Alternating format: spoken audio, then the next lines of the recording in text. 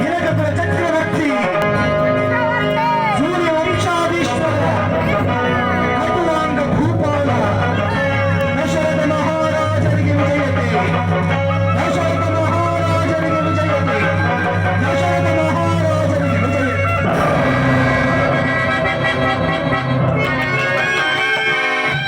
ಕೈಲ ಅಂತಃಪುರಕ್ಕೆ ಬಂದೊಡನೆ ಯಾವುದೋ ಒಂದು ಶೂನ್ಯ ಗೃಹದಲ್ಲಿ ಪ್ರೀತಿ ವಿಶ್ವಾಸಗಳಿಂದ ಆದರಿಸುತ್ತಿದ್ದ ನನ್ನ ಕೈಕ ಕಾಣುತ್ತಿಲ್ಲವಲ್ಲ. ಕೈಕ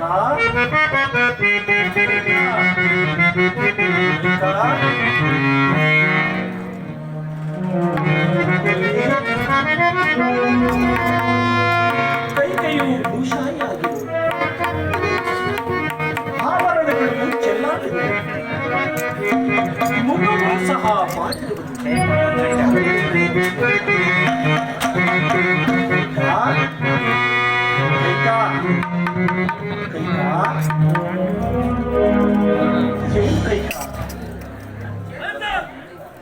ಶ್ರೀರಾಮಚಂದ್ರ ಪಟ್ಟಾಭಿಷೇಕದ ಸಮಯದಲ್ಲಿ ಸಂತೋಷವಾಗಿರುವುದನ್ನು ಬಿಟ್ಟು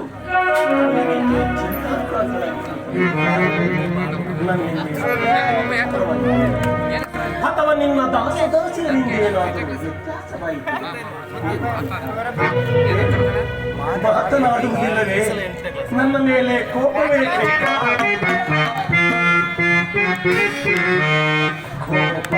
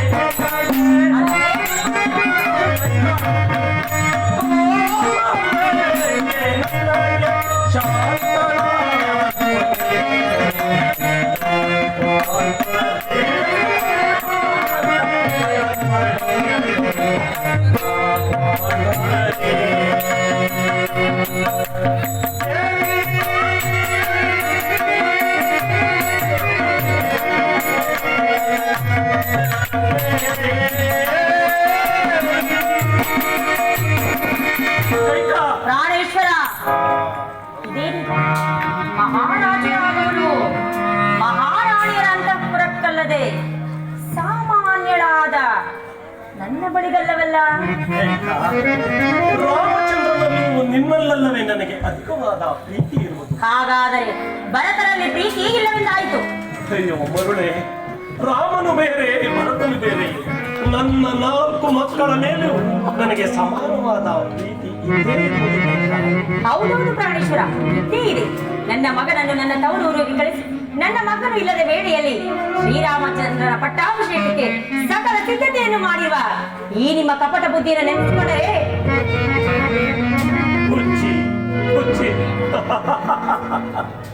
ಗುರುಗಳಾದ ವಸಿಷ್ಠ ಮಹರ್ಷಿಗಳು ನಿಶ್ಚಯಿಸಿದ ಲಗ್ನವು ತ್ವರಿತವಾಗಿರುವುದರಿಂದ ಈ ರೀತಿ ಮಾಡಬೇಕಾಯಿತು ಹೊರತು ಭರತನನ್ನು ಭೇಟಿ ಮಾಡಬೇಕೆಂದೆಲ್ಲ.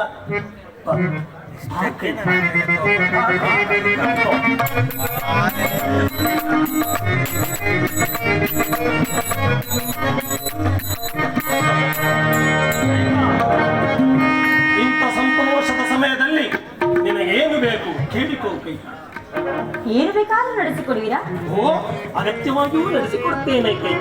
ಹಾಗಾದರೆ ಹಿಂದೆ ದೇವಾಸುರರ ಯುದ್ಧದ ಕಾಲದಲ್ಲಿ ನನ್ನ ಸಾಹಸವನ್ನು ಮೆಚ್ಚಿ 2 ವರಗಳನ್ನು ಕೊಟ್ಟಿದ್ದೀರಲ್ಲ, ಆ ವರವನ್ನು ಈಗ ನೆರವೇರಿಸಿಕೊಡಿ.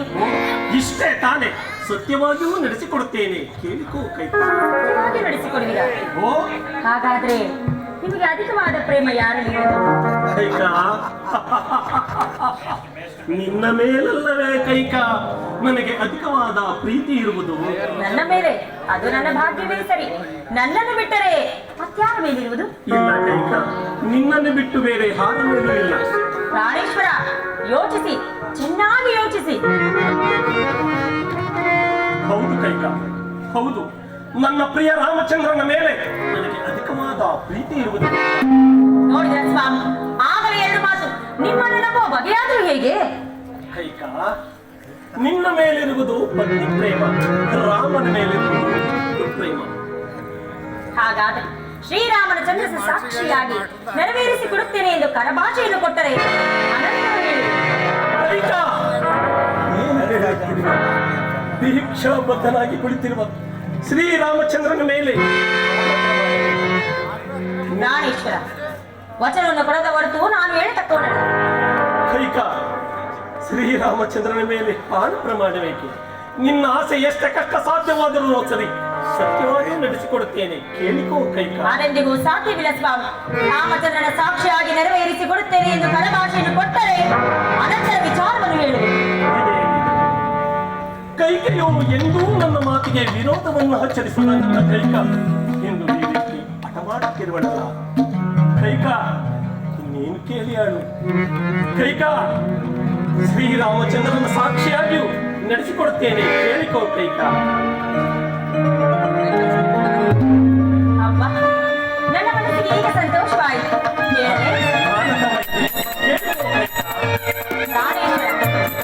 ಒಂದನೇ ವರಕ್ಕೆ ಶ್ರೀರಾಮಚಂದ್ರನಿಗೆ ಏರ್ಪಡಿಸುವ ಪಟ್ಟಾಭಿಷೇಕವನ್ನು ನನ್ನ ಮಗನಾದ ಭರತನಿಗೆ ಪಟ್ಟಾಭಿಷೇಕವಾಗಬೇಕು.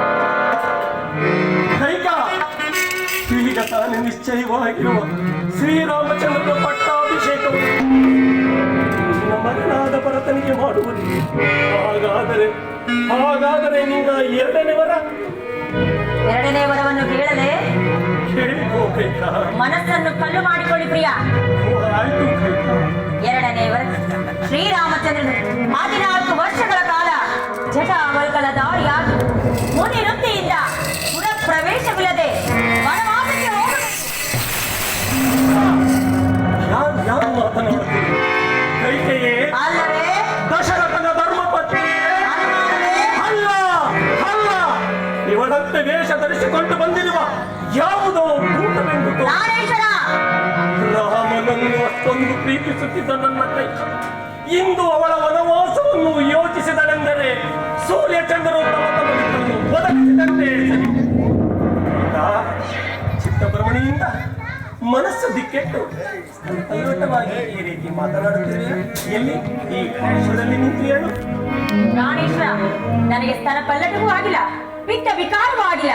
ಯಾವ ಸ್ಥಳದಲ್ಲಿ ನಿಂತರೂ ನನ್ನದು ಒಂದೇ ಮಾತು: ರಾಮನಿಗೆ ವನವಾಸ, ಭರತನಿಗೆ ಪಟ್ಟಾಭಿಷೇಕ.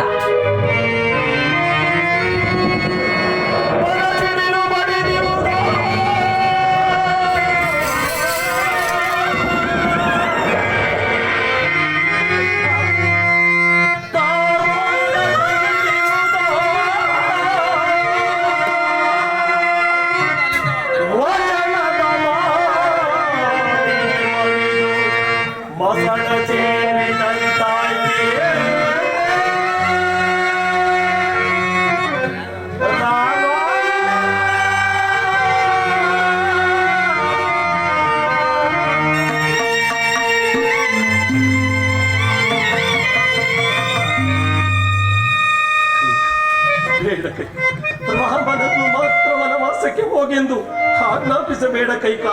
ಇದು ನಿನಗೆ ಕೈ ಮುಗಿದು ಬೇಡ. ಪ್ರಾಣೇಶ್ವರ, ವಚನವನ್ನು ನೀಡಿ ಇದೇತಕ್ಕೆ ರೋಧಿಸುತ್ತಿರುವಿರಿ? ಆಡಿದ ಮಾತನ್ನು ಇಲ್ಲ ಎಂದು ಒಪ್ಪಿಕೊಳ್ಳಿ. ಇಡೀ ಸಾಮ್ರಾಜ್ಯವನ್ನು ಸಾಯಬಿಡುತ್ತೇನೆ.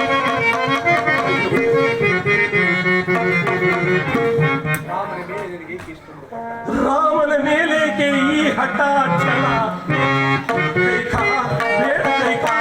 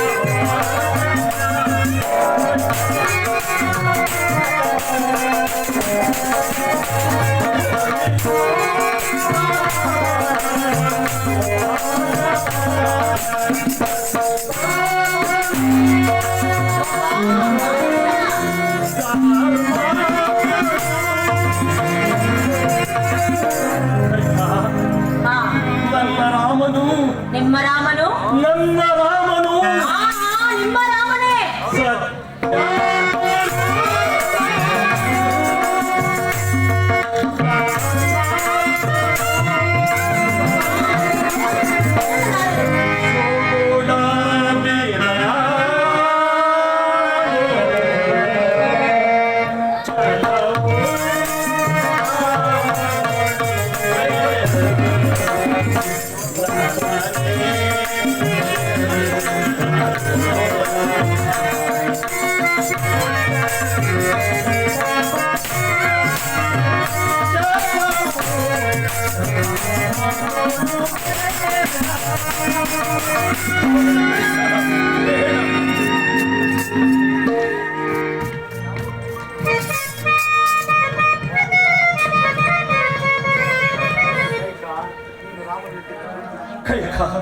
ರಾಮನ ಮೇಲಿಟ್ಟಿದ್ದ ಪ್ರೀತಿ ವಿಶ್ವಾಸಗಳೆಲ್ಲವೂ ಏನಾದವೇ? ಈ ನಿಮ್ಮ ಕಪಟ ಮೋಸದಲ್ಲಿ ಎಲ್ಲ ಮಾಯವಾಗಿ ಹೋದವು. ನನ್ನದು ಕಪಟ ನಾಟಕವೇ ಅಲ್ಲವೇ? ನಾನು ನಿನ್ನ ಮೇಲಿಟ್ಟಿದ್ದ ಪ್ರೀತಿಗೆ ತಕ್ಕ ಪ್ರಾಯಶ್ಚಿತ್ತವೇ. ನಾರಿ ಅಲ್ಲ, ನೀನು ನಾರಿ ಅಲ್ಲ, ಸೂರ್ಯ ವಂಶವನ್ನೇ ಮುಂದಲು ಬಂದಿರುವ ಮಹಾಮಾರಿ. ಮುಖವನ್ನು ನನಗೆ ತೋರಿಸಬೇಡ. ಹೊರಟು ಹೋಗು, ಹೊರಟು ಹೋಗು.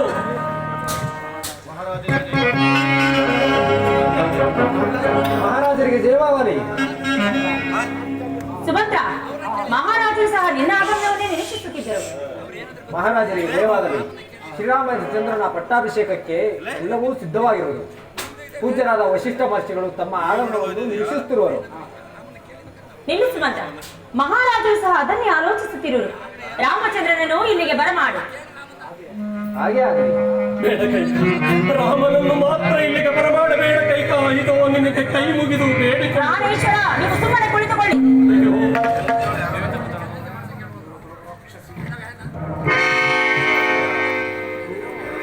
ದೂರ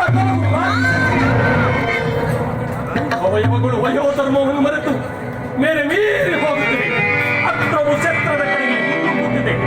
ರಘುವಂಶ ಕುಲಘಾತಿಕಿಯಾದ ನಿನ್ನನ್ನು ಅಯೋಧ್ಯೆಯಲ್ಲಿರುವ ಪುಟ್ಟ ಶಿಲೆಯರೆಲ್ಲರೂ ಆದ್ದರಿಂದ ನಿನ್ನನ್ನು ಕೊಂದು ನನ್ನ ಪ್ರಾಣವನ್ನು ಶಮನ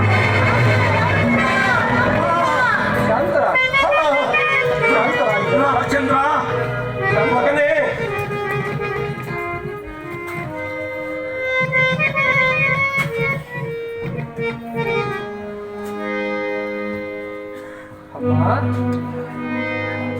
ಏನಿದು? ಈ ದಿವಸ ಜನಗಳ ರೀತಿಯೇ ಬೇರೆ ಆಗಿರಲು ಕಾರಣವೇನು ತಾಯಿ? ನಿಮ್ಮ ತಂದೆಯವರು ಆಡಿದ ಮಾತನ್ನು ನೆರವೇರಿಸಿಕೊಡಲಾರದೆ ಈ ರೀತಿ ಸೂರ್ಯವಂಶದ ಅರಸರು ಆಡಿದ ಮಾತಿಗೆ ತಪ್ಪುವರೇನಮ್ಮ? ಅದ್ಯಾವ ನಿಮ್ಮ ಅಭಿಷ್ಟವನ್ನು ಈಡೇರಿಸಲಾರದೆ ಈ ರೀತಿ ಚಿಂತಿಸುತ್ತಿರುವರು ಹೇಳ್ತಾಯಿ. ಅದನ್ನು ನಾನು ನಡೆಸಿಕೊಡಲು ಸಿದ್ಧನಿದ್ದೇನೆ. ಇಷ್ಟೊತ್ತು ತಂದೆಯ ಪರೀಕ್ಷೆ ಆಯಿತು, ಈಗ ಮಗನ ಪರೀಕ್ಷೆ. ಬೇಡ ಬಿಡು ರಾಮ, ನಿನಗೆ ಯಾವ ವಿಚಾರ? ಎಂದೂ ನೀನು ನನ್ನಲ್ಲಿ ಅನುಮಾನ ಪಟ್ಟವಳಲ್ಲ. ಹೇಳ್ತಾಯಿ, ನಿನ್ನ ಆ ಅಭಿಷ್ಟವನ್ನು ಸೂರ್ಯ ದೇವರ ಹಾನಿಯಾಗಿ ನಾವು ನಡೆಸಿಕೊಡುತ್ತೇವೆ. ಹಾಗಾದರೆ ಹಿಂದೆ ದೇವಾಸುರರ ಯುದ್ಧದ ಕಾಲದಲ್ಲಿ ನಿಮ್ಮ ತಂದೆಯವರು ನನ್ನ ಸಾಹಸಕ್ಕೆ ಮೆಚ್ಚಿ 2 ವರಗಳನ್ನು ಕೊಟ್ಟಿದ್ದರು. ಆ ವರಗಳನ್ನು ನಾನೀಗ ಕೇಳಿಕೊಂಡೆನು. ಮೊದಲನೇ ವರಕ್ಕೆ ನಿನಗೆ ಏರ್ಪಡಿಸಿರುವ ಪಟ್ಟಾಭಿಷೇಕವನ್ನು ತಪ್ಪಿಸಿ ನನ್ನ ಮಗನಾದ ಭರತನಿಗೆ ಪಟ್ಟಾಭಿಷೇಕವಾಗಬೇಕೆಂದು ಕೇಳಿಕೊಂಡೆನು.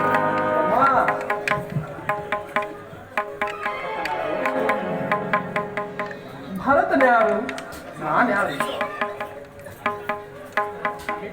ನಮ್ಮಿಬ್ಬರಲ್ಲಿ ಯಾರಾಡಿದರೆ ನಮ್ಮ ಈ ನೆಲವನ್ನ, ಮುಂದ ಶತಕೋಟಿ ರಾಯರಾಡಿದ ನೆಲವನ್ನ ನಮ್ಮ ಹಿಂದಿನವರಂತೆ ನಾವು ಒಂದನ್ನು ಬಿಟ್ಟು ಹೋಗಲೇಬೇಕು ತಾಯಿ. ಹಾಗಲಿ ತಾಯಿ, ನಿನಿಚ್ಛೆಯಂತೆ ಭರತನೇ ಪಟ್ಟಾಭಿಷೇಕನಾಗಲಿ. ಎರಡನೇವರು ಯಾವುದು ತಾಯಿ? ಎರಡನೇ ವರಕ್ಕೆ 14 ವರ್ಷಗಳ ಕಾಲ ನಾರ್ಮುಡಿಯನ್ನಿಟ್ಟು ಜಟಾವಲ್ಕಲ ದಾರಿಯಾಗಿ ಪುರ ಪ್ರವೇಶಿಯಿಂದ ಮುನಿ ವೃತ್ತಿಯಿಂದ ವನವಾಸಕ್ಕೆ ಹೋಗಬೇಕೆಂದು ಕೇಳಿಕೊಂಡೆನು.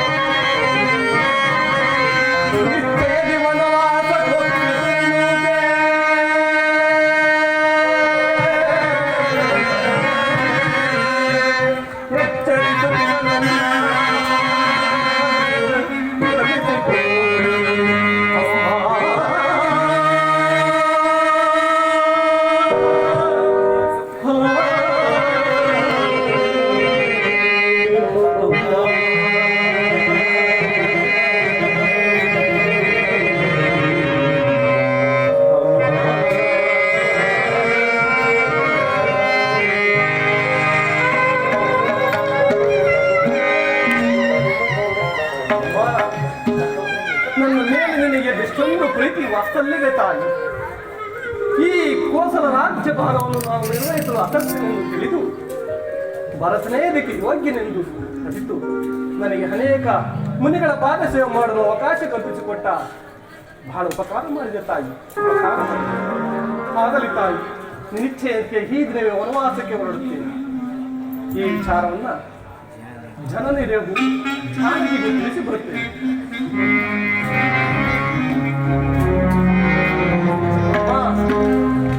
ಇನ್ನು ಮುಂದೆ ಜನಕನ ಯೋಗಕ್ಷೇಮವು ನಿನ್ನ ಹೊಂದಿರುವುದು ತಾಯಿ. ಹಾಗೆ ಆಗಲಿ.